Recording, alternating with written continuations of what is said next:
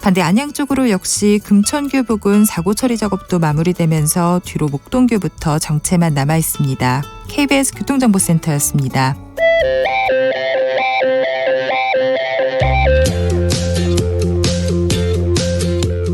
오늘 하루 이슈의 중심 김경래의 최강시사.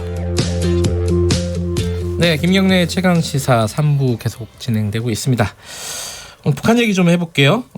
국제기구의 남북협력기금 800만 달러 지원하는 안건이 의결이 됐습니다. 이제 국제기구 WEP 그리고 유니세프 통해 가지고 이제 지원이 되겠죠. 순차적으로 절차를 밟아서 러시아도 또 지원을 한다 그러고요. 식량 관련해서 진짜 식량 사정이 북한이 많이 안 좋은 건가? 여기에 대한 약간의 논쟁은 좀 있는 것 같습니다. 북한 소식 제일 잘 알고 계신 분 중에 한 분이죠. 강미진 데일리 NK 기자 나와 계십니다. 안녕하세요. 네, 안녕하세요. 네, 식량 사정 얘기 여쭤보기 전에 최근에 약간 화제라고 할까요? 논란이 네네. 됐던 조선일보에서 이제 북한에서 숙청이 있었고 네. 누구는 이제 노역형에 그러니까 특히 이제 노역형 들어갔던 사람은 우리한테 많이 알려진 김영철이었죠. 네.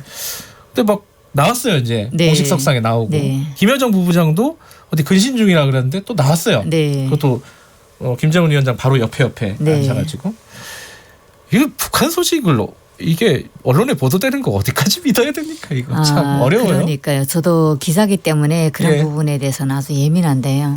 일단은 북한에 대해서 이전하고는 좀 다른 시선으로 봐야 되지 않을까 그런 생각이 듭니다. 어떤 왜냐하면 뜻이죠? 일단 김정일 위원장 시대에는 네. 그냥 이자처럼 그렇게 어떠한 사건이 벌어지면 그 사건에 대한 책임이 무조건 따라져야 되고 누군가는 가야 되고 누군가는 책임을 져야 되겠죠. 숙청이나 이런 부분 그렇죠. 말씀하시는 거죠. 네. 예. 그런 사람들이 좀 섬찟해하는 그런 내용들이 좀 있었다면 김정일 위원장 시대하고 달리 김정은 위원장은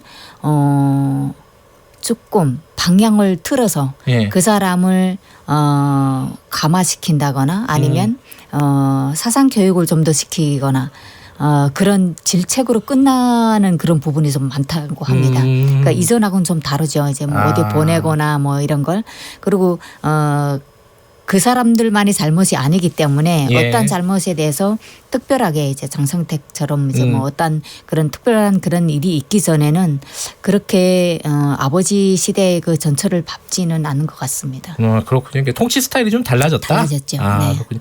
청취자분들 모르시는 분들을 위해서 강미진 기자께서는 북한에서 이제 탈북 출신이시라 요새는 어떻게 표현해야 됩니까? 그냥 출신? 저는 탈북민입니다. 그렇게 얘기하면 되나요? 용어들이 자꾸 바뀌어가지고. 그렇죠. 예. 근데 한 가지 오늘 식량 문제도 그렇고 이제 북한 소식들을 많이 이렇게 정보를 갖고 계시잖아요. 네네. 근데 일반 사람들은 궁금한 게 아니 어디서 북한 소식을 이렇게 국정원이야 채널이 있다 치는데 그리고 조선중앙통신 이런 매체를 보는 거야 누구나 요새는 거의 다 볼 수 있지 않습니까? 네. 근데 이렇게 강미진 기자께서도 그렇고 이런 이제 누가 숙청됐다 이런 기사 쓰는 기자들도 대부분 북한에 뭔가 채널이 있다는 뜻이잖아요. 그렇죠, 그렇죠. 어떻게 채널 그런 정보들을 갖고 오는 겁니까? 일단 제가 한국에 오면서 이제 바로 기자로 취직을 했기 때문에 내부 상황이 절실하게 필요한 그런 부분이 있었고요. 그리고 또 특별히 저는 또 고향이 북한이잖아요.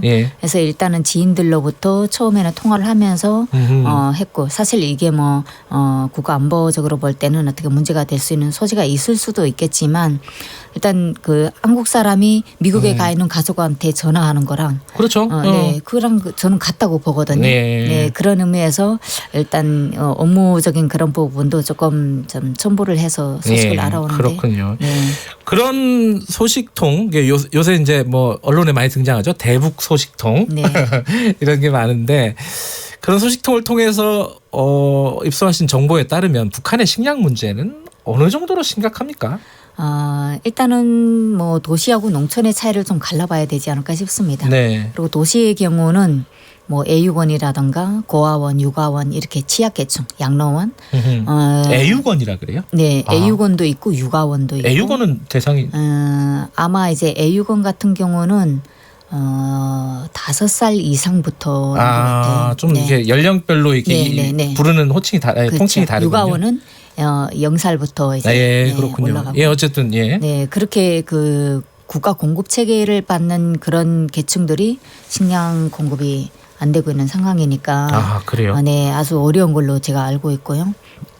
그리고 또 건설을 하는 건설자들 있잖아요. 뭐 네네. 도시나 뭐 도로나 주택이나 이렇게 건설하는 그런 사람들도 많이 이제 공급을 받아야 되기 때문에 그런 공급이 없으면 어렵죠. 식량 사선. 근데 이게 해마다 요맘때면 이런 어떤 식량 부족 현상이 나타나는 겁니까? 아니면 올해는 뭔가 특별한 이유가 있나요?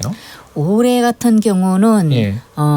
대부분 무역 회사들 그러니까 돌격대라든가 뭐 그다음에 양로원, 육아원 이런 걸 하는 것도 다 어떠한 정부 기관에 소속이 되어 있는 거잖아요. 예. 그러니까 그런 정부 기관들에서 무역을 활성화해서 부족된 그런 식량을 더 이제 보충하고 했었는데 올해 같은 경우는 무역이 여기저기 막히게 이러다 보니까 그런 부수적인 그런 게 공급이 안 된다는 거죠. 아, 그러니까 예년과는 조금 다른 상황은 있다. 그렇죠. 올해 네, 같은 경우는. 어렵다고 합니다. 근데 이제 일부에서 이런 얘기는 해요. 그 북한도 이제 뭐 경제 지표로 보면은 나쁘지 않다. 그렇게까지 나쁘진 않고 그렇죠. 최근에 경제 성장을 꽤 했다. 네. 그리고 뭐 평양 같은 경우에는 조명도 화려해졌고 네. 여러 가지 상황이 좋아졌는데 네. 왜 식량 부족 얘기는 또 나오는 건지 뭐 이런 부분이 의아하신 분들이 있을 거예요. 그럼 어떻게 봐야 됩니까 이거는? 그러니까 일단은 도시의 조명이 밝아지고 이런 거는 네. 도시에 지어지는 새로운 건물들이 현대식으로 지어져서 많은 그 빛을 발사할 수 있는 그런 구조를 가지고 있다는 네. 거죠. 그렇게 하고 건설 같은 경우도 도시를 중심으로 해서 많이 이루어지고 있습니다. 네네. 그래서 도시나 농촌이나 최근에 2010년대 들어서면서 북한 주민들이 태양열 강판 설치를 많이 했기 때문에 뭐 도시나 농촌이나 전기가 이제 흔하게 쓰는 거는 좀 일상적인 것 같고요. 네. 그럼에도 불구하고 식량 부족이다 이렇게 본다면 일단 농업 부분에 종사하는 사람들 그리고 국가 공급을 받는 사람들이 어렵죠. 일반 주민들은 장사를 해서 그냥 먹고 사는 거잖아요. 90년대 네네. 중반 이후부터는 국가 공급을 전혀 바라지 않는 조건이기 네. 때문에. 그런데 농민 같은 경우는 농사를 하는 그 시간에 장사를 한다 이러면 처벌을 받을 수 있는 소지가 이제 많기 때문에 네. 장사를 할 수가 없습니다. 그러니까 네. 딱 농사에서 매달려야 되는데 북한에 농사를 해야 되는 땅도 제한되어 있고 네. 노력도 제한되어 있는 그런 상태잖아요. 그러니까 땅이 산성화되고 비료가 부족하고 뭐 여러 가지 네. 조건들이 복합적으로 악하게 만드는 거죠. 그렇군요. 근데 이제 또 한 가지 뭐 걱정이라면 걱정, 네. 뭐 이런 의혹이라면 의혹인데 북한의 어떤 지배 체제 시스템이 좀 네. 투명하지 못하다 이런 어떤 기본적인 정서들이 좀 깔려 있어요. 네, 그렇죠. 아는 사람들이 그럼 국제기구를 통해서 식량이 넘어간다. 네. 그 아까 말씀하신 뭐 육아원 네, 뭐 네. 이런 데로 갈까? 네. 중간에 누가 빼돌리는 거 아니냐? 네. 이런 생각들, 의심들을 갖고 있는 네. 사람들이 많은데 어떻습니까? 현실은. 이전에 제가 좀 전에 말씀드렸던 것처럼 네. 김정일 위원장 시대하고 김정은 위원장 시대는 좀 갈라져 봐야 됩니다. 네. 그러니까 이전에는 그런 일이 좀 다반사였죠. 다반사였어요? 그렇죠. 이제 간부들이 갈취를 하고 뭐 이랬었는데 북한이 2016년 김원홍 그 국가보위상 사건 네. 이후부터 간부들 속에서 부정부패를 척결한다는 그런 강력한 지시를 내렸기 때문에 지금은 그런 행위가 이루어졌다 이러면 진짜 그 부분은 아예 정말 물갈이를 할 정도로 처벌이 강하다고 합니다. 그렇기 때문에 공급이 제대로 이루어질 것 같고요. 그리고 특히나 육아원이라든가 고아원 이런 건 취약계층은 김정은 위원장이 국제사 유엔 기구로부터 지적을 받고 네.